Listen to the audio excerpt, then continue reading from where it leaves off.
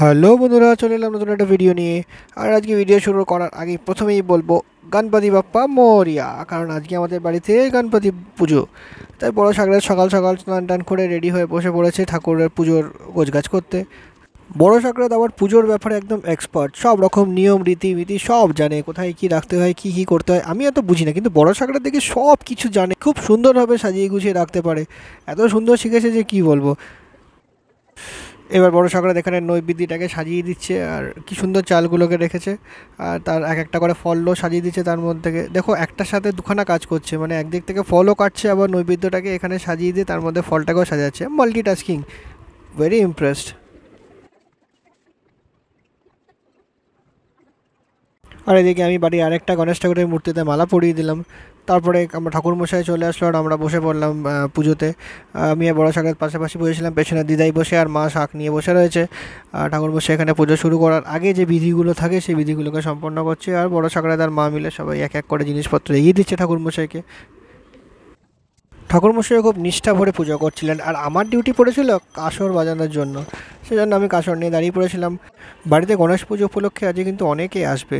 ফ্ল্যাটে সবাই তো আসবেই, তার সাথে আসবে আমার ছোট সাগরে, তার শাশুড়ি মাও আসবে। তাই তাদের জন্য অপেক্ষা করছি আমরা এখানে কতক্ষণে আসবে।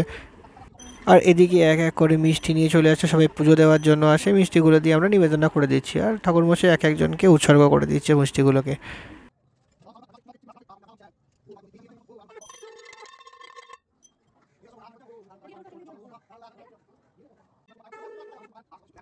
আমাদের গনুবাবু যেহেতু লাড্ডু খেতে একটু বেশি ভালোবাসে, তাই নানা রকমের লাড্ডু এখানে রাখা রয়েছে।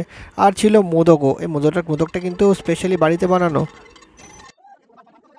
এক এক করে লোকজন এসে শুরু হয়ে গেছে, আম্মা এসে গেছে, মৌ আন্টি এসে গেছে, আর আমার নিচের ফ্ল্যাটের এক ছোট্ট ভাইও এসে গেছে। আর এখানে আরতি সম্পন্ন করছেন ঠাকুরমশাই। আরতির পর এবার হবে হোম যজ্ঞ, তাই এখানে হোম যজ্ঞ পিঁড়িটাকে ঠাকুরমশাই ভালোভাবে সাজিয়ে নিচ্ছেন, আর কাঠ ফাটগুলোকে ভালো করে সাজিয়ে নিয়ে এখানে হোমে আগুন ধরিয়ে দিচ্ছেন।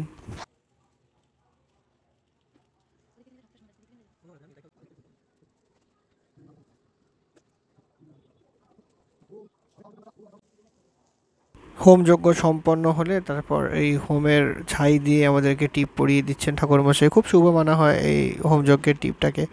তারপরে ঠাকুরমশাই এখানে পুজো শেষ করে উঠে পড়লেন, আর আমরা তারপর টুকটাক গোছগাছ করলাম। তারপর সন্ধ্যেবেলায় আমি বসে পড়লাম ঠাকুরমশাইয়ের জায়গায় সন্ধ্যা দেওয়ার জন্য। খুব ভালো লাগলো আমার আরতি ফারতি করে, তো নিজেই ধুতি ফুতি পরে এখানে আরতি করার জন্য বসে পড়েছিলাম। তারপরে দুই মা আর দুই সাগরেদকে নিয়ে একটু ফটো সেশন হয়ে গেল। তিনজন মিলে দাঁড়িয়ে এখানে ছবি টবি তুললাম, সবাই মিলে আড্ডা ফাড্ডা মারছিলাম, খুব ভালো লাগছিলো। চা ফাওয়ার সাথে আড্ডা, কার না ভালো লাগে বিকেলবেলা। তো এই ছিল আমাদের গণেশ পুজোর ভিডিও।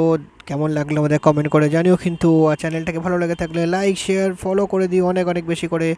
দেখাবে পরে কোনো ভিডিওতে, এখনের জন্য টাটা।